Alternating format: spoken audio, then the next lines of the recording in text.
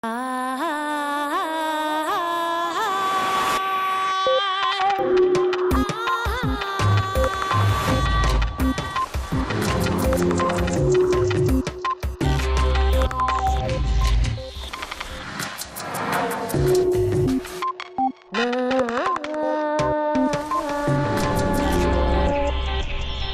creía que las úlceras de estómago eran causadas por la bacteria que nosotros descubrimos, Robin Warren.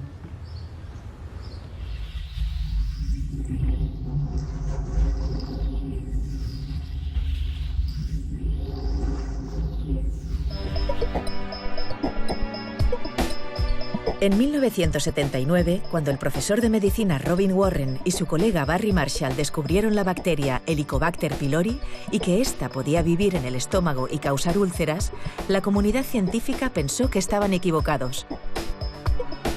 25 años después, ese descubrimiento les valió el Premio Nobel de Medicina. Este reconocimiento fue también al trabajo colaborativo e interdisciplinar que ambos científicos llevaron a cabo. Punset aprovechó la visita de Warren a Madrid para hablar sobre el impacto de la Helicobacter pylori en la salud y sobre la importancia de la investigación científica en red. Además, otros expertos también opinaron sobre este tema en la presentación de Kyber, una plataforma colaborativa de ámbito español en investigación clínica.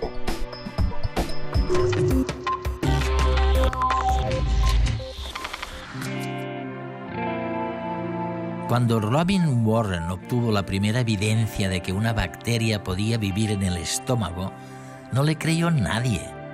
En aquel entonces, a finales de la década del 70, se trataba de un descubrimiento fundamental, porque la mitad de la población tenía la Helicobacter pylori en el estómago y un 10% de la gente que estaba infectada terminaba desarrollando una úlcera. Incluso yo, cuando era muy joven y trabajaba en Francia, me diagnosticaron una úlcera de estómago que con los años desapareció. Tras el descubrimiento de Warren, que le valió un premio Nobel, la incidencia de esta infección se redujo al 25% de la población.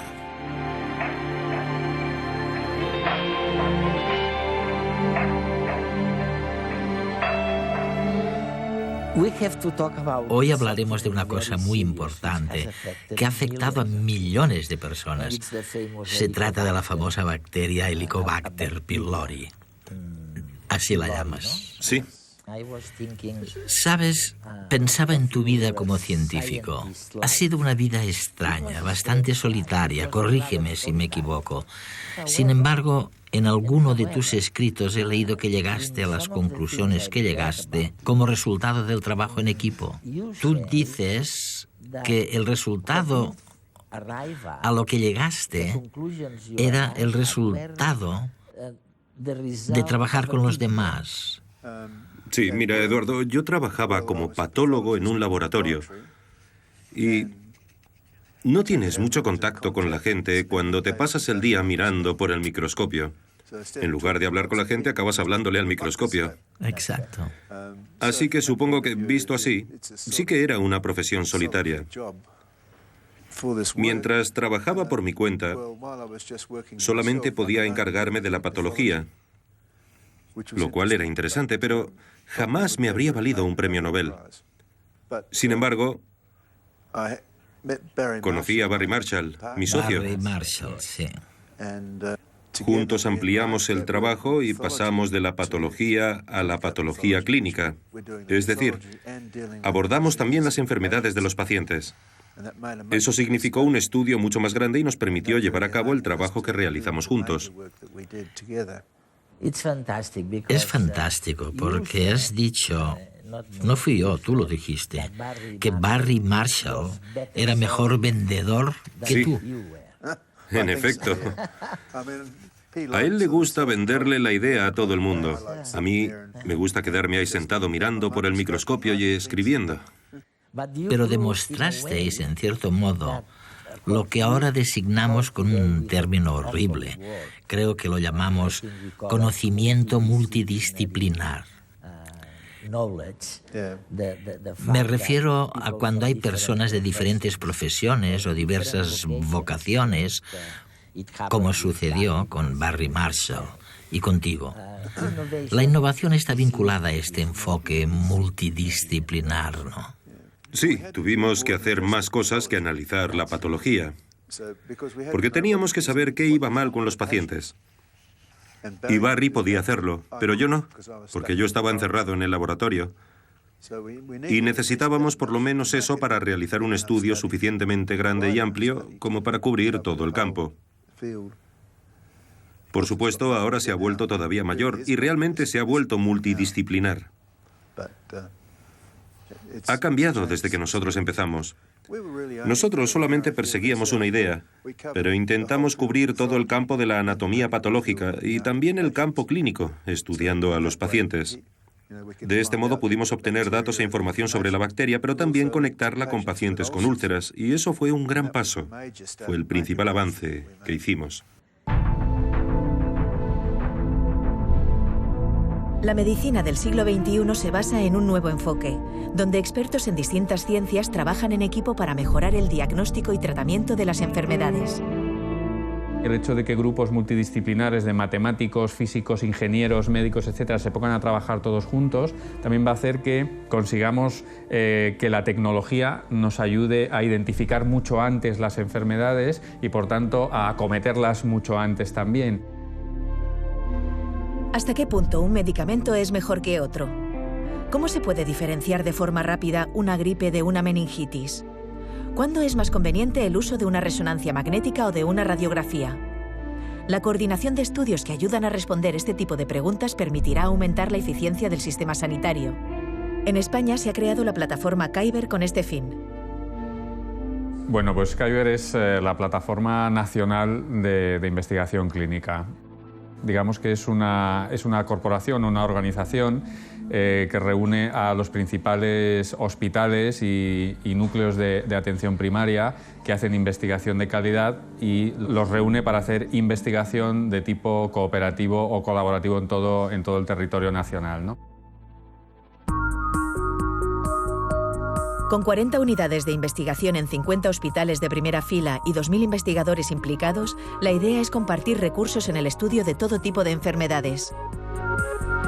Si trabajamos juntos y compartimos una infraestructura, recursos y objetivos comunes, la consecuencia directa va a ser que vamos a poder responder preguntas de salud muy complejas, vamos a poder hacer ensayos clínicos de la máxima calidad gracias al trabajo colaborativo y vamos a poder hacerlo en el menor tiempo posible. Los pacientes no tienen por qué esperar.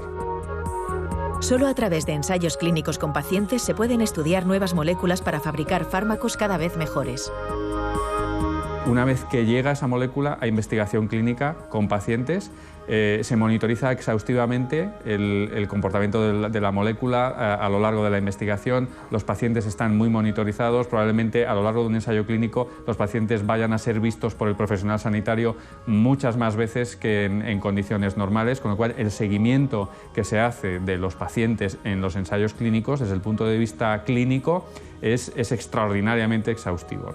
No existe una actividad en la que las personas estén más protegidas que la actividad que se desarrolla en investigación biomédica en ensayos clínicos. De hecho, es muy curioso, ¿sabes? Tu historia me recuerda a lo que le pasó a un doctor húngaro llamado Semmelweis. Semmelweis trabajó en un hospital de Viena, creo que era Viena, al principio de su carrera. Sí. Y de algún modo, intuitivamente, porque entonces no había microscopios con los que poder ver las cosas como las vemos hoy, se le ocurrió que tras haber estado en contacto con cadáveres, lo mejor, antes de ir a la unidad de maternidad del hospital, que lo mejor era lavarse las manos después de ver tantos muertos. Sí. Se percató de que algo tan sencillo como lavarse, simplemente lavarse las manos, podía reducir la mortalidad de las madres, que era del 25% o del 20%, por culpa de las fiebres puerperales. Creo que la llamáis así. Exacto, la sepsis puerperal. Eso es, creo que hay algo parecido en tu lucha durante años por convencer al colectivo médico de que existían bacterias en el estómago, ¿no? Sí. Bacterias en el estómago, qué extraño. Creo que los médicos no solamente pensaban que Semmelweis se equivocaba, sino que no les gustaba que les dijera, que tenían que lavarse las manos. Eso sugería que eran ellos quienes provocaban la infección en las mujeres. Claro. Y no les gustaba la idea de ser responsables de la infección en las mujeres.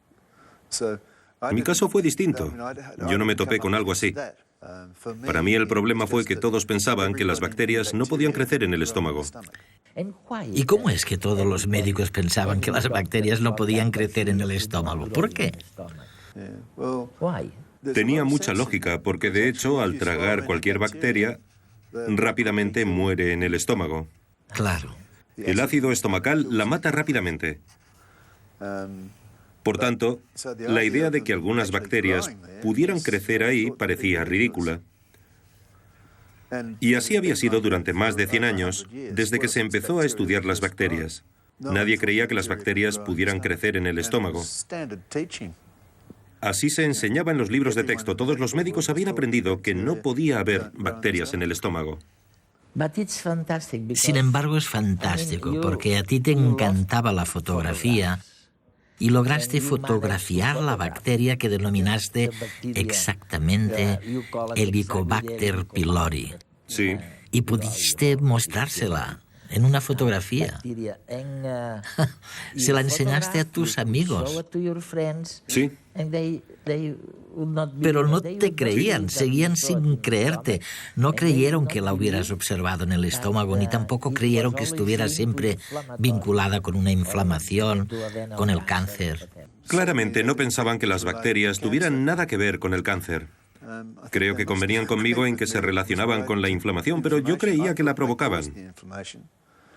En cambio, lo máximo que obtuve de mis colegas clínicos fue probablemente estas bacterias simplemente hayan sido causadas por la inflamación. Mi idea era que las bacterias provocaban la inflamación, la suya, que era la inflamación lo que provocaba la infección bacteriana.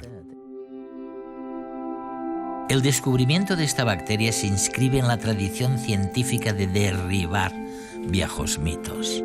Antes se creía que las úlceras de estómago y las inflamaciones gástricas se debían al estrés de la vida moderna, a tener que cambiar de trabajo, a mudarse de una ciudad a otra. Pero un buen día llegaron Warren y Marshall y nos dijeron: estáis equivocados, no es el estrés, sino una bacteria la que es culpable de estos problemas gástricos. Y este hallazgo llegó gracias a la colaboración entre científicos de ramas muy diversas. Una vez más, el entrecruzar redes de conocimiento, un investigador detallista como Warren y un vendedor nato como Marshall, sirvió para ampliar nuestra comprensión del universo. Y ahora que puedes dedicarte más a la fotografía y a intentar percibir realmente la realidad del universo ahí fuera, ¿ha cambiado en algo tu opinión sobre la salud física de las personas? ¿Deberíamos cambiar tal vez nuestras políticas de prevención o ocuparnos más de dichas políticas preventivas?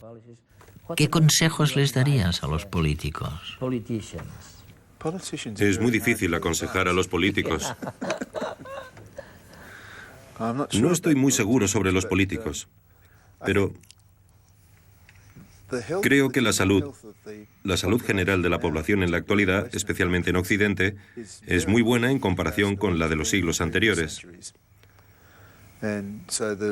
Vivimos mucho más, o por lo menos la mayor parte de la gente tiene una esperanza de vida muy superior a la que tenían en los siglos anteriores. Hoy en día, muchos viven más de 80 años. Antes la mayoría moría antes de cumplir los 70. Hace 200 años, pocos pasaban de los 50 años. Había algunas personas de más edad, claro, pero la mayoría moría relativamente joven, normalmente a consecuencia de alguna enfermedad infecciosa. El gran cambio de los últimos 200 años ha sido, en primer lugar, un enorme aumento y mejora de la sanidad pública. Con un buen abastecimiento de agua, un buen sistema de alcantarillado, mucha más limpieza. En mi opinión, eso marcó una diferencia enorme. Creo que ha sido el cambio más importante para la salud de la población. Al final todo era cuestión de lavarse las manos. De limpiarlo todo, sí, de limpieza, como decía Semmelweis. Pero en este caso no fue solamente Semmelweis hablando con los médicos, sino que fueron los gobiernos los que hicieron una gran labor para instaurar un buen alcantarillado, un buen abastecimiento de agua y poco a poco lograr que la población general viviera en condiciones mucho más higiénicas.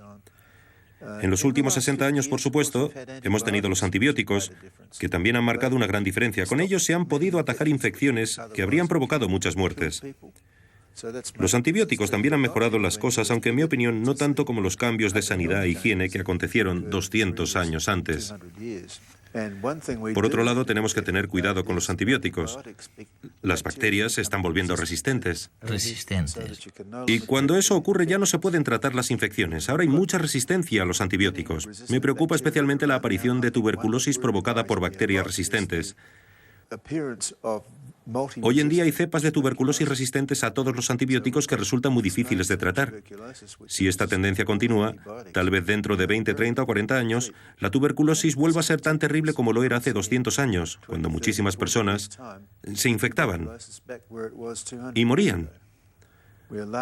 Creo que tenemos que ir con mucho cuidado, porque no estamos descubriendo más antibióticos.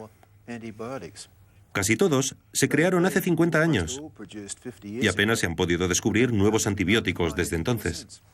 Es increíble lo que dices.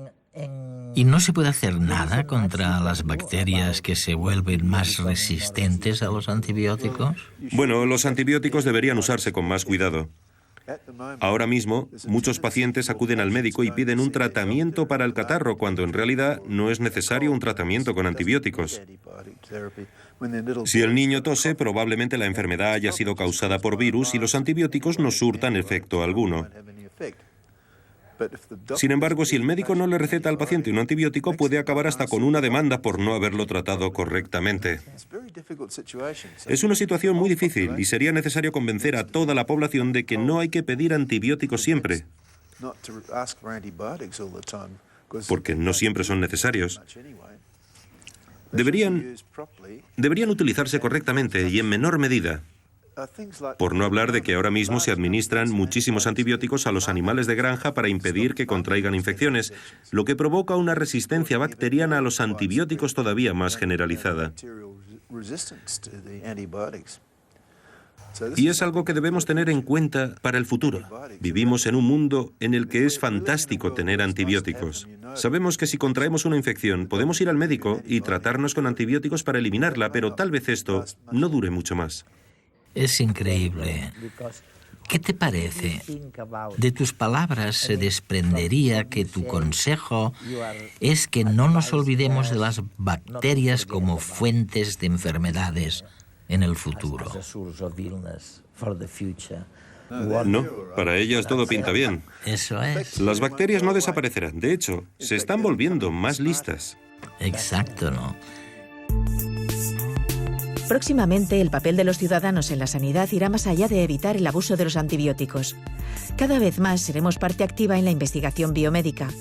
Aprovechando la presentación de Kyber, una plataforma colaborativa de ámbito español en investigación clínica, charlamos con expertos mundiales sobre cómo las mejoras tecnológicas y en comunicación están cambiando las relaciones entre doctores y pacientes en el siglo XXI.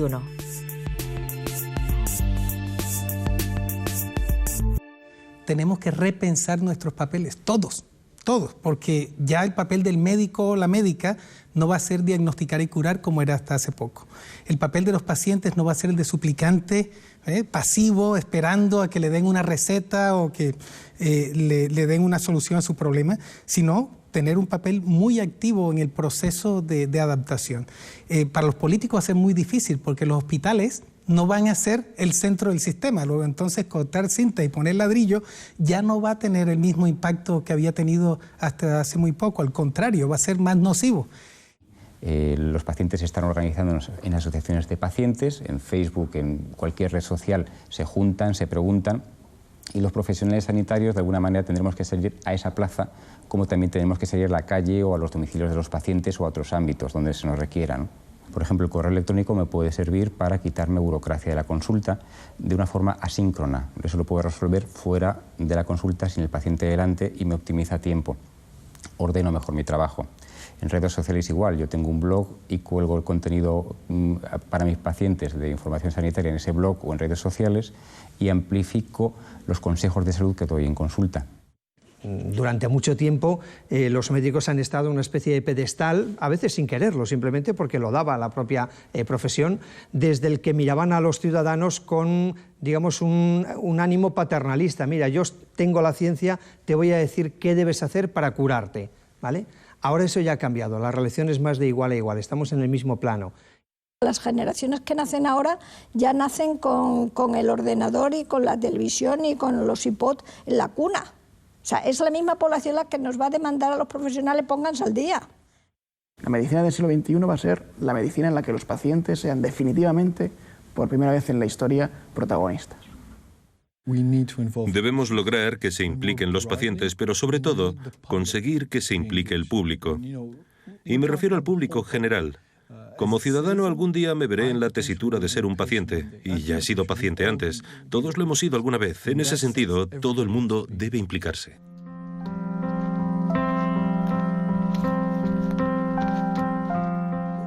¿Qué pasa con las otras fuentes de enfermedades?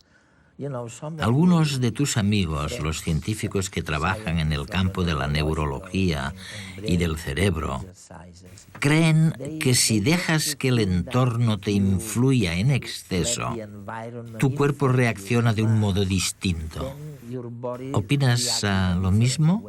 ¿O son las mutaciones biológicas las que realmente cuentan a la hora de examinar una enfermedad?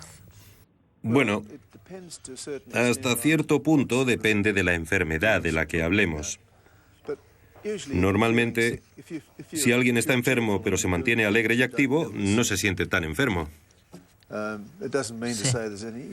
Eso no significa que esté mejor, pero no se sentirá tan enfermo. Y si no te sientes tan enfermo, te sientes mejor. Es casi automático. Mientras que si estás deprimido y te sientes enfermo y te preocupa lo que alguien te ha hecho o lo que te ha pasado, te sentirás peor. Si te quedas tumbado sintiéndote enfermo, te sentirás, pues, más enfermo. Por eso les digo a mis amigos que a veces es mejor tener un buen amigo que un buen fármaco. Creo que probablemente tengas razón. Sin embargo, a veces sí que necesitas el fármaco. Todo depende de lo que te pase. Desarrollar fármacos más eficaces o mejorar el conocimiento sobre las enfermedades son objetivos que se pueden lograr con redes de investigación científica más amplias e interconectadas. Las nuevas tecnologías de la comunicación permiten desarrollar estas redes que repercutirán en mejoras significativas en el ámbito de la salud. Hoy en día no sabemos dónde va a estar la persona que genere la próxima molécula que va a curar un tipo de cáncer, o la empresa que financie la investigación necesaria para que esa molécula se convierta en un medicamento que llegue al mercado, o el médico que va a ser capaz de aplicar esa molécula de la manera mejor. No sabemos dónde está, puede estar en cualquier lugar del mundo, en cualquier lugar recóndito del planeta. De manera que si no somos capaces de comunicarnos globalmente y hacer networking global, nos vamos a perder muchas oportunidades. No es que la biología se esté volviendo más complicada que antes, sino que al fin comprendemos lo complicada que es. Lo que haremos será lo que hicieron nuestros antepasados, concretamente muchos españoles: crear mapas. Empezaremos a cartografiarnos a nosotros mismos. Gracias a Colón y a personas como él, hay muy pocas regiones desconocidas en el planeta, pero en nuestro interior quedan muchísimos mapas por explorar. Algunas enfermedades que considerábamos habituales, en realidad agrupan varias enfermedades minoritarias, de modo que suelen tener una genética distinta y un origen diferente. Debemos descubrir maneras distintas de tratarlas. Tenemos que colaborar a escala multinacional mediante una amplia red de investigación y de apoyo a la investigación. Ahora existen estructuras paneuropeas de biobancos que se dedican a recoger muestras biológicas de toda la población europea en un área de enfermedad determinada para trasladar los resultados de la investigación básica a la ciencia clínica. Es parecido a lo que sucedió con la física en el siglo XX. Si pensamos, por ejemplo, en el Gran Colisionador de Hadrones, pues bien, en el campo de la investigación biomédica nos enfrentamos al mismo reto, un ingente volumen de datos.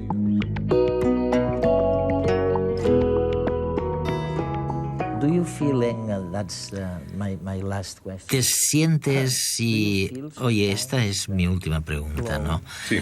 ¿Te sientes a veces cercano a personas que, aunque tal vez no sepan ni deletrear bien tu apellido, sienten gratitud hacia ti porque saben que personas como tú, con tu investigación y tus esfuerzos, habéis logrado curar a miles, a millones de personas? La verdad es que, a donde quiera que vaya, me encuentro a personas que se me acercan y me dicen: gracias por ayudarme, siempre me haces sentir bien. Por supuesto que me hace sentir bien.